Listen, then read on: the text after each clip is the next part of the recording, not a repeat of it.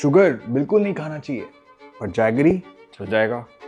Table salt अच्छा नहीं होता है, बट रॉक सॉल्ट बहुत अच्छा माना जाता है। माइक्रोवेव में खाना गर्म नहीं करना है, बट गैस स्टोव ही बढ़िया है। ऐसे आपको रोज सोशल मीडिया में कुछ ना कुछ ओपिनियन सुनने मिलेंगे।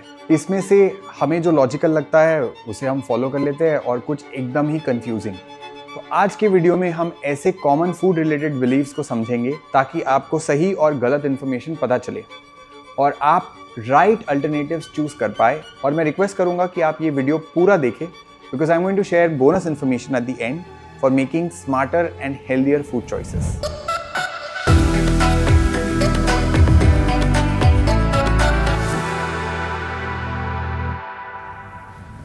हमारे फूड से जुड़े मिथ्स को समझने के लिए ज़रूरी है उसमें यूज़ होने वाले इंग्रेडिएंट्स को देखना। So first thing is I want to talk about potatoes. हम सब ने कभी ना कभी सुना है कि आलू में स्टार्च ज़्यादा होता है, पोटैटोज़ खाने से डायबिटीज़ और हार्ट इश्यूज़ हो जाते हैं, मोटापा बढ़ सकता है। इसी डर में हम अपने फेवरेट डिशेस और सब्ज़ी से पोटैटोज़ को हटाकर ऑल्टरनेटिव से रिप्लेस कर देते हैं। बट इन रियलिटी पोटैटोज़ हमारे लिए हेल्दी या अनहेल्दी ये सिर्फ इस पे डिपेंड करता है कि वो किस फॉर्म में यूज़ कर रहे हैं और कितनी क्वांटिटी में। हाँ, ये बात बिल्कुल सही है कि fried form of potatoes like chips, French fries, potato shots are not good क्योंकि उसमें रिफाइंड ऑयल, सोडियम और अनहेल्दी फैट्स होते हैं। लेकिन इसका मतलब ये नहीं है कि रेगुलर खाने में जो आलू है आप उसको इंक्लूड ही ना करें, बिल्कुल हटा दें। पोटैटोज़ में actually vitamin C, B6, potassium, complex carbohydrates जैसे काफ़ी न्यूट्रिएंट्स प्रेजेंट होते हैं जो बॉडी के लिए एक्चुअली अच्छे होते हैं और इन न्यूट्रिएंट्स को हमें अपने मील में ज़रूर इंक्लूड करना चाहिए। अगर हमें ये डर है कि पोटैटोज़ का जो स्टार्च है उसकी वजह से हमारे शुगर लेवल स्पाइक करेंगे, देन उसे ईजिली कंट्रोल किया जा सकता है by mixing it with sorted vegetables and protein. Also cooking के बाद पोटैटोज़ को अगर आप ठंडा करते हैं तो उसमें रेजिस्टेंट स्टार्च बढ़ जाता है। Normal starch breaks down into glucose in our body जिसकी वजह से शुगर लेवल हमारे जो है वो फट से बढ़ जाते हैं। बट रेजिस्टेंट स्टार्च ग्लूकोज में ब्रेक डाउन इंस्टेंटली नहीं होता बल्कि ये गुड बैक्टीरिया को एक्चुअली फीड करता है। सो कोल्ड पोटैटोज़ को आप सैलेड में डाल के भी इंजॉय कर सकते हो। बट रिमेंबर, हमें हेल्दी फूड खाने के लिए स्ट्रिक्ट डाइट नहीं बट स्मार्ट होने की ज़रूरत है। Next in this topic is salt. हम हर खाने में सॉल्ट का टेस्ट इजीली आइडेंटिफाई कर लेते हैं। अगर नमक थोड़ा सा भी कम हो तो खाना एकदम टेस्टलेस लगता है और अगर बहुत ज़्यादा या थोड़ा भी ज़्यादा हो जाए तो नमक का ही ज़्यादा टेस्ट आता है और ये लॉन्ग टर्म में आपके ब्लड प्रेशर, हार्ट और किडनीज को अफेक्ट कर सकता है। इसीलिए काफ़ी लोग रॉक सॉल्ट, पिंक सॉल्ट, सी सॉल्ट या ब्लैक सॉल्ट चूज करते हैं विच आर हेल्दियर ऑल्टरनेटिव्स। लेकिन जब बात हेल्थ की होती है तो सॉल्ट के टाइप से ज़्यादा उसमें प्रेजेंट सोडियम की क्वांटिटी उससे कई गुना ज़्यादा मैटर करती है। साइंटिफिक फैक्ट इज हर एक टाइप में सोडियम लेवल ऑलमोस्ट सेम ही होता है, बस थोड़ा सा मिनरल्स का डिफरेंस होता है। इनफैक्ट इंडियन गवर्नमेंट ने एक टाइम पर व्हाइट टेबल सॉल्ट में आयोडीन को ऐड किया था क्योंकि आयोडीन डेफिशिएंसी की वजह से लोगों में गॉइटर के केसेस बहुत ज़्यादा बढ़ने लग गए थे। और आज भी आयोडीन बच्चों के लिए ग्रोथ और डेवलपमेंट में बहुत ज़्यादा इंपॉर्टेंट होता है। इसलिए किसी एक नमक पे कंप्लीटली स्विच करने की बजाय बैलेंस बनाना ज़्यादा बेहतर है। रीसेंट स्टडीज़ भी यही सजेस्ट करती है कि हर 15 दिन में आप ऑल्टरनेट सॉल्ट यूज़ कर सकते हो and try to avoid extra salt in our diet. ऐसी छोटी सी अवेयरनेस से खाने का टेस्ट भी बना रहेगा और हेल्थ भी मेंटेन रहेगी। The third thing is sugar. बच्चे हो या एडल्ट्स, सबको स्वीट्स बहुत पसंद होते हैं, स्पेशली मुझे भी बहुत पसंद है। और मीठा खाते ही एक इंस्टेंट खुशी और सेटिस्फैक्शन मिलती है, इजंट इट? लेकिन ये इंस्टेंट सेटिस्फैक्शन के साथ साथ ब्लड शुगर को भी स्पाइक करता है। लॉन्ग टर्म तक अगर आप ज़्यादा क्वांटिटी में स्वीट्स खाने से आपके बॉडी में फैट परसेंटेज बढ़ सकता है जिससे डायबिटीज़ का रिस्क बढ़ जाता है। इसी वजह से हम हेल्दी ऑल्टरनेटिव जैसे कि जैगरी यूज़ करते हैं। बहुत लोग चाय में चीनी की जगह पे गुड़ डालने लग गए हैं। हर स्वीट फूड का एक ग्लाइसेमिक इंडेक्स होता है, GI होता है, जो बताता है या मेजर करता है कि बॉडी में इससे कितना शुगर स्पाइक होगा। एंड अगर शुगर हो या जैगरी, दोनों का ही ग्लाइसेमिक इंडेक्स अगर आप चेक करोगे और इनसे मिलने वाले कैलोरीज भी आप चेक करोगे तो दोनों सेम होता है। विच मीन्स अगर आप जैगरी को ज़्यादा क्वांटिटी में लेते हैं तो फिर चाय और दूसरे फूड्स में यूज़ करना हेल्दियर ऑप्शन बिल्कुल नहीं है। फॉर एग्जाम्पल, अगर आप गुड़ वाली चाय दिन में 5 बार पीते हो जबकि एक चाय आपको पीनी चाहिए, इनफैक्ट मिल्क में ऑलरेडी नेचुरल शुगर प्रेजेंट होते हैं, अब उसमें आप एक्स्ट्रा शुगर डाल रहे हो या आप गुड़ डाल रहे हो, ये बिल्कुल ही एडवाइजेबल नहीं है, स्पेशली अगर आप डायबिटिक हो तो। इसका मतलब ये नहीं है कि आपको मीठा खाना छोड़ देना चाहिए।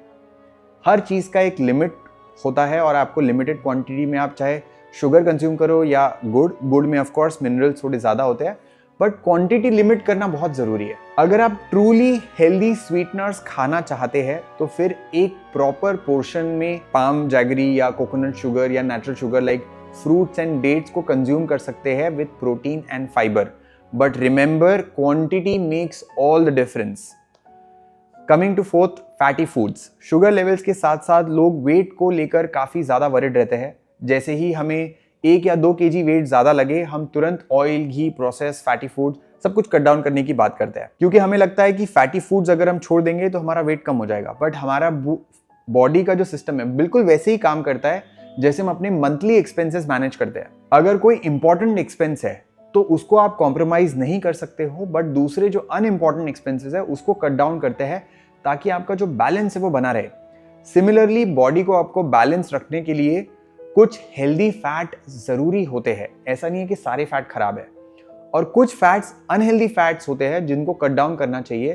फैट एक एसेंशियल न्यूट्रिएंट है हमारे लिए, ये एनर्जी प्रोवाइड करता है और कुछ विटामिन्स को ईजिली एब्जॉर्ब करने में हेल्प करता है। अगर आपके शरीर में फैट कम होगा तो कुछ विटामिन्स को आप एब्जॉर्ब भी नहीं कर पाओगे। अनसैचुरेटेड फैट्स है वो हेल्दी होते हैं, वो nuts, seeds, olive oil, avocado oil, vegetable cold press oil, इन सब चीज़ों से मिलते हैं। और तो और हम खाने में घी भी ऐड नहीं करते ये सोच के कि वो बहुत अनहेल्दी होता है, बट उसमें प्रेजेंट जो सैचुरेटेड फैट्स है वो यूजफुल होता है अगर मॉडरेट क्वांटिटी में लिया जाए तो, लाइक 1 या 2 चम्मच अगर आप पूरे दिन में लेते हैं तो। हमारे लंच में या डिनर में मोस्टली हम कार्ब हेवी मील लेते हैं जो हमारे ब्लड शुगर लेवल्स को स्पाइक करता है, टेम्पररीली ऊपर चला जाता है। अगर ये स्पाइक लॉन्ग टर्म तक आपका इम्बैलेंस रहे तो टाइप 2 डायबिटीज का रिस्क बढ़ने लग जाता है। घी इस शुगर स्पाइक को एक्चुअली कंट्रोल करने में मदद कर सकता है, इसीलिए saturated fats in limited quantity digestion के लिए हेल्पफुल है। पर प्रोसेस फूड के जो ट्रांस फैट होते हैं वो हेल्दी नहीं होता है, वो हार्मफुल होता है, तो उसको आप पूरी तरीके से आप अवॉइड कर सकते हो, which is very good idea. So fatty foods are not equal to weight gain.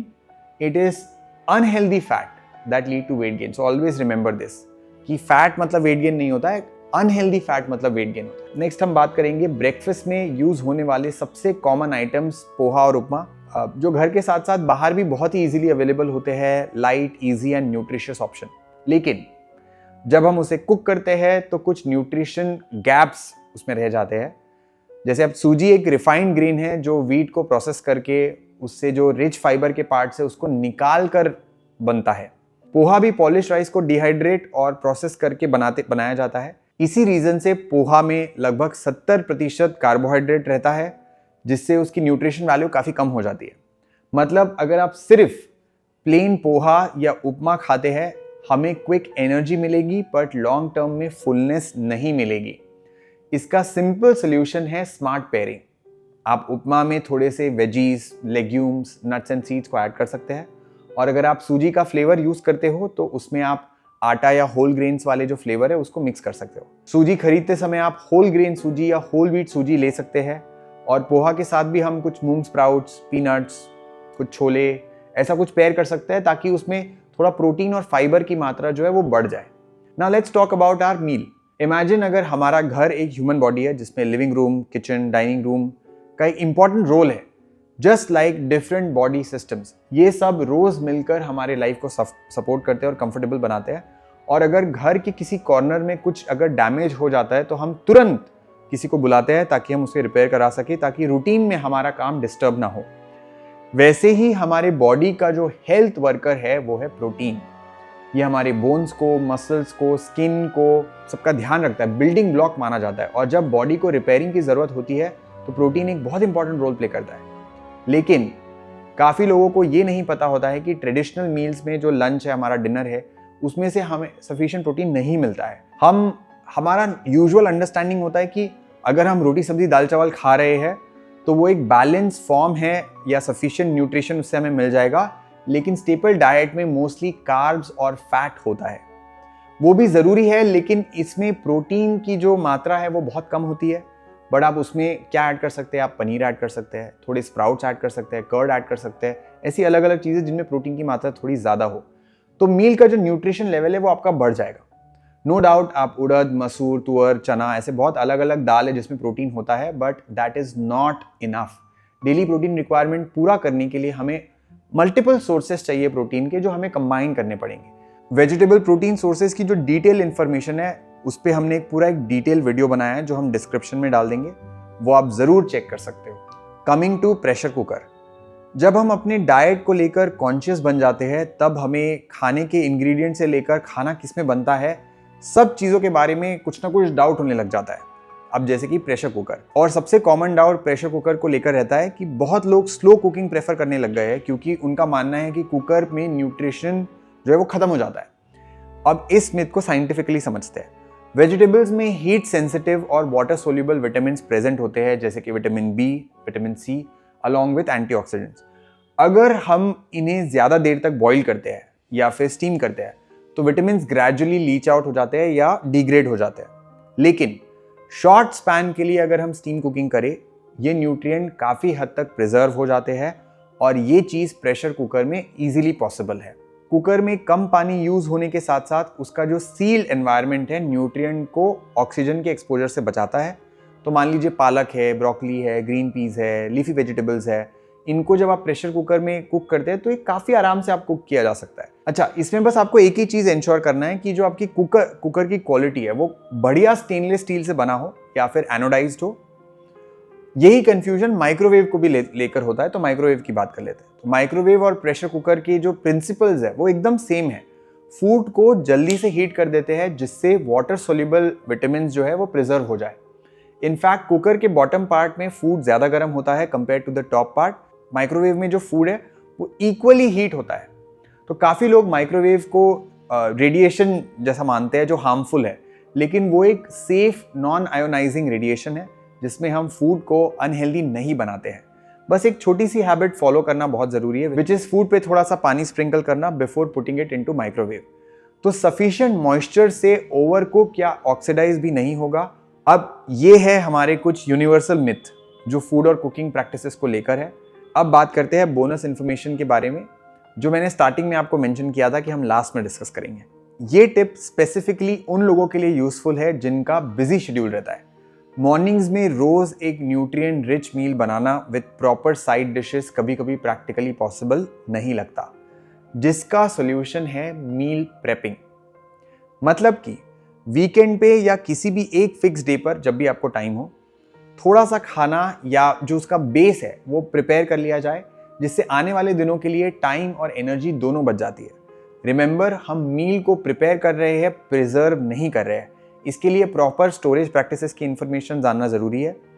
Freshness को लेकर बहुत सारे कंसर्न्स होते हैं, तो हम फुल मील्स नहीं, बस छोटी छोटी प्रिपेयर करके रख रहे हैं चीज़ें। जैसे कि मान लीजिए सब्जियां हमने काट के रख ली और उसको एक अच्छे स्टील कंटेनर में स्टोर करके रख लिया ताकि 1-2 दिन तक हमारा काम चल जाए। जिंजर गार्लिक का पेस्ट है, ग्रीन चटनी है, स्पाइसेस का मिक्सचर है, सांभर का मसाला है, ये सब रेडी रख सकते हैं। उपमा या डोसा का जो बैटर है वो 1-2 दिन पहले आप बना के रख सकते हो, वो थोड़ा टाइम सेविंग ऑप्शन भी हो जाता है और आपको पूरे वीक का बैलेंस डाइवर्स मील खाने का चांस मिलता है।